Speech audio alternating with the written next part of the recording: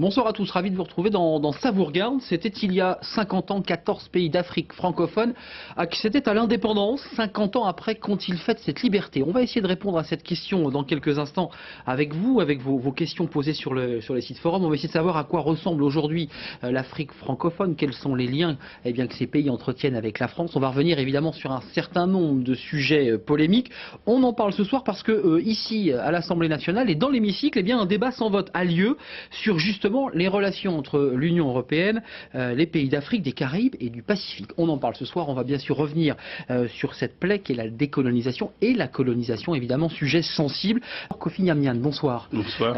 Vous êtes alors né au Togo, à Bassar, faut-il le préciser. Vous avez écrit un livre en 93 qui racontait votre parcours, votre départ du Togo vers la France. Rappelons que vous êtes ancien ministre de François Mitterrand, secrétaire d'État en charge de l'intégration de 1991 à 1993, maire de Saint-Coulitz, c'était en Bretagne, et c'est toujours en Bretagne. Vous avez été député socialiste et puis vous avez vécu une autre étape dans votre vie, j'allais dire au-delà de votre carrière politique. Vous avez été candidat à l'élection présidentielle au Togo, c'est tout récent, candidature rejetée en raison de doutes sur votre identité. Vous avez évidemment protesté, et je vous cite, il ne pouvait pas m'éliminer, on ne m'a pas tiré dessus, mais on m'a éliminé d'une autre manière pour des raisons administratives. En tout cas, merci d'être avec nous, on écoutera votre regard justement sur ces cérémonies, sur ces 50 ans d'indépendance.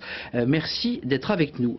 Oui, je ne peux pas généraliser sur l'ensemble des pays francophones ayant accédé à l'indépendance en 1960 et quelques années après. En tout cas, je peux dire que le Togo, mon pays d'origine, n'a rien fait dès 50 ans. C'est 50 ans pour rien, puisque aujourd'hui, les plus vieux dans les villages, j'ai eu l'occasion de tourner dans l'ensemble des villages du Togo, les plus vieux me disent, Kofi, c'était quand même mieux du temps des Blancs. C'est extraordinaire comme aveu d'échec. C'était quand même mieux du temps des Blancs. Dans nos dispensaires, on n'a pas un flacon de mercurochrome. Les Blancs nous en donnaient. On était vaccinés, on ne l'est plus. Les écoles fonctionnaient, il n'y en a plus. Il y avait des pistes qui étaient entretenues, il n'y en a plus. C'est vraiment...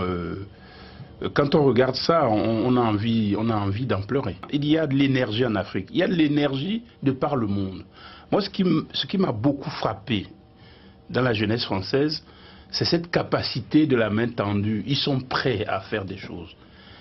Et lorsque je compare la Bretagne, que je connais bien, avec le Togo, la Bretagne, c'est l'équivalent, le Togo, c'est l'équivalent de la Bretagne, en grandeur. C'est le 10e de la France. Moi, je suis arrivé en Bretagne, en maths sup, en 1964. La Bretagne était dans le même état que le Togo que je venais de quitter. Sur le plan du développement, Enclavé. Eh bien, en 30 ans, bien sûr, avec l'aide de l'État, mais beaucoup avec la volonté de quelques Bretons. Aujourd'hui, la Bretagne est devenue, 30 ans après 1994, la Bretagne est devenue une des plus grandes régions d'Europe. Pourquoi ce qui est possible en Bretagne ne l'est pas dans un petit pays comme le Togo?